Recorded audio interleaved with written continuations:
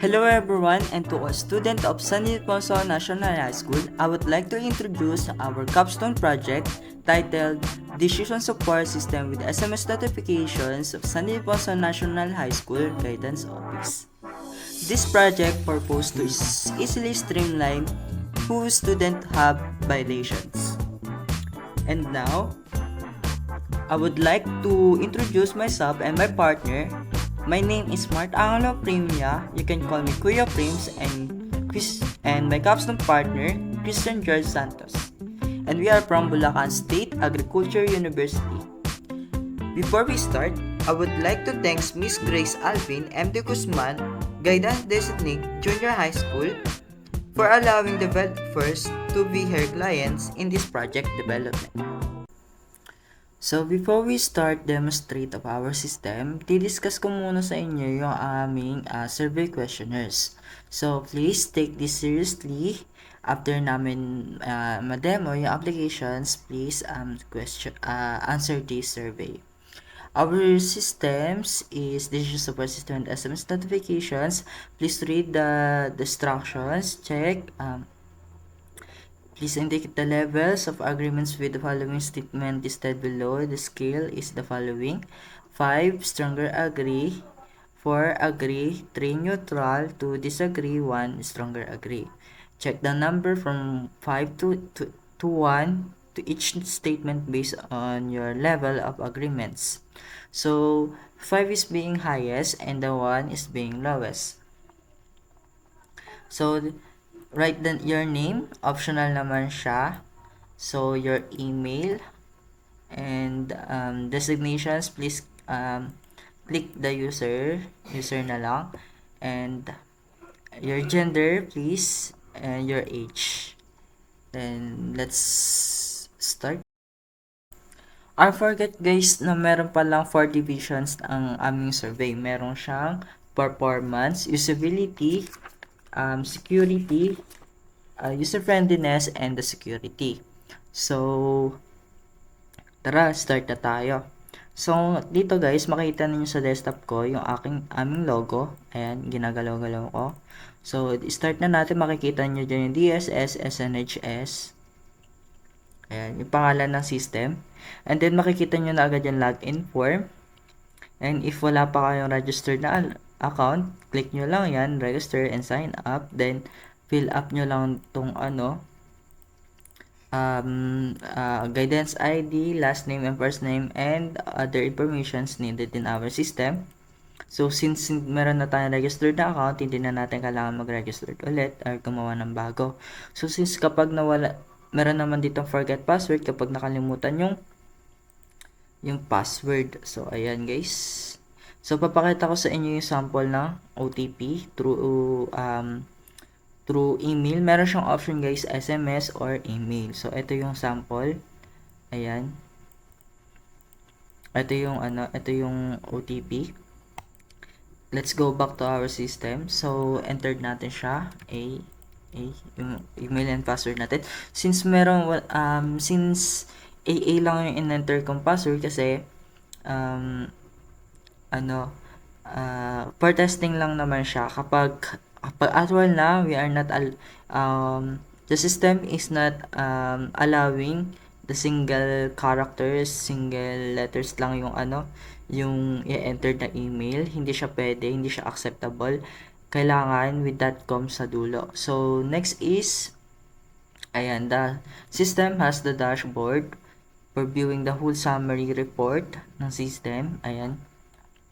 Nandito yung academic year, validations, complaint and complainant, appointment, agreement, and rules and regulations, and student. So, next is, dito, makikita nyo naman dito guys, yung active na year. Ayan, yung mga year-end semester guys, na nakalist. Then, makikita nyo din dito guys, yung mga listed na academic year. So, dito guys, ang naka-active nyo tong first semester. Then, ito naman is naka-inactive. So, next guys, sa academic program, Sa academic program naman, makikita nyo dito sa side na ito yung mga available na program, grade 7, grade 8. Then, dito naman sa side, makikita ninyo naman yung mga sections with a name of advisors.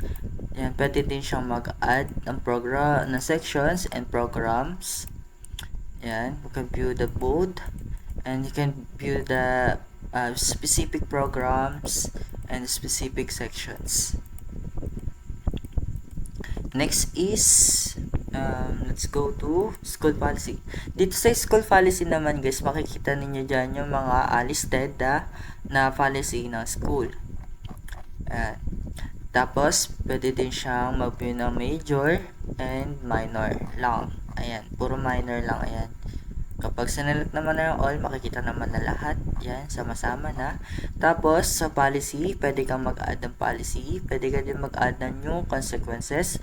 And pwede ka din i-view yung consequence na nakalisted. Ayan. Tapos, pwede, dito naman, message nyo kung, for example, smoking. Sa smoking, makikita ninyo dyan na yung possible na hinahanap mo. Okay? And next is sa sa profile, admin profile. Sa admin profile, makikita ninyo naman dyan yung information ng admin. You can edit by clicking this button. Ayan. So, wala na tayong pwedeng i-edit dyan. So, let's go to the student record. Sa student record, ayan lang yung pwedeng makita.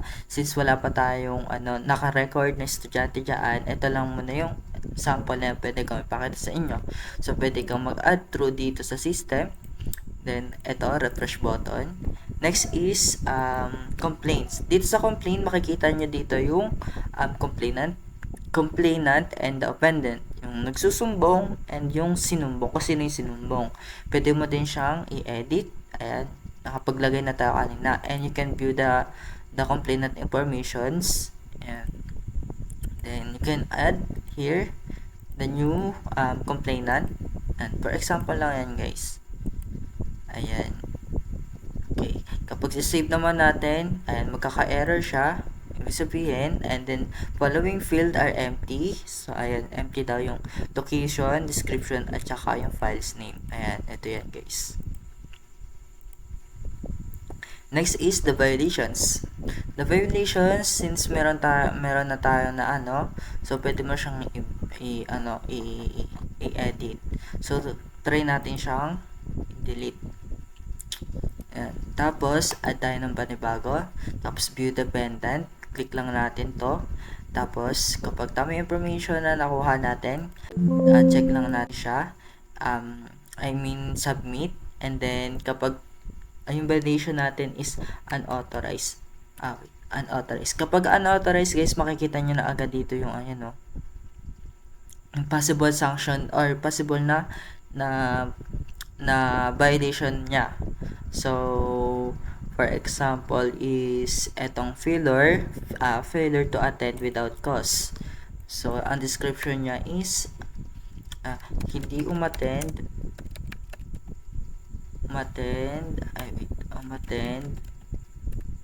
ng walang dahilan. Yan, tinagalog ko lang. Tapos first offense, then tingnan natin yung niya, meeting with school principals. For example lang yun ayan, meeting for principals. Ayan. So teacher's action, testing lang muna. Next is testing lang din muna. Okay.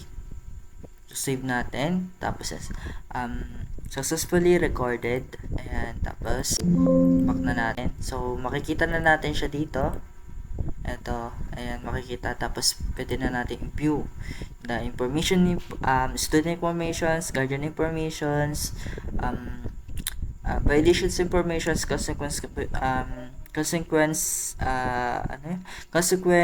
informations, teachers actions, periodic discipline actions. So pwede na din siya nating i-print. Kapag print natin yan, makikita yung available na printer. Tapos pwede din natin siyang pre-review. Ayan na. Tapos pwede na natin siyang i-print dito. Next is agreement form. Sa agreement form naman guys, pwede natin siyang i-edit dito. Pwede din natin siyang i-add dito since meron na tayo na add violations. So, i-click lang natin siya. Ito yung pangalan niya. Ito yung pangalan niya. Ito yung na-violate niya. Tapos, violations, descriptions, tapos, ayan, address, grade and sections, grade 7, tapos section nili. Makikita natin dyan. Ayan, ito. Tapos, teachers. Ayan. Tapos, pwede ka din mag-add ng files. Ayan. Add files. Pwede ka din mag-edit ng files. Ayan. Next is appointment. Sa appointment naman guys, ayan, makikita niyo upcoming event. Dito naman yung listed na violation, listed na appointment. Ayan, kapag tapos na Christmas party, December 20, mag-aano siya na done. Pero kapag hindi pa, ito lang lalabas yung confirm, pendings, or cancel. Next is message. Since wala pa tayong mod sa message, hindi pa na natin siya pwedeng i-operate kasi not modem connected, please connected, sabi nga ng ating system. Next dito naman, pwede din siya makasend ng multiple na number, yung parents or yung student makaka-receive ng guidance. Pwede siya mag-send ng random na issue related to school. Yan lang yung pwede niyang isend doon. And then I think that is all. Wait, dito pala guys makikita ninyo yung time and the date of date. Ayan, tapos percentage of student violations. I think that's all. So, thank you for listening. And I hope na nagustuhan ninyo yung aming system. And sana, sana mataas yung maibigay ninyo sa aming points. So, yun lang. And Merry Christmas sa inyo and Happy New Year.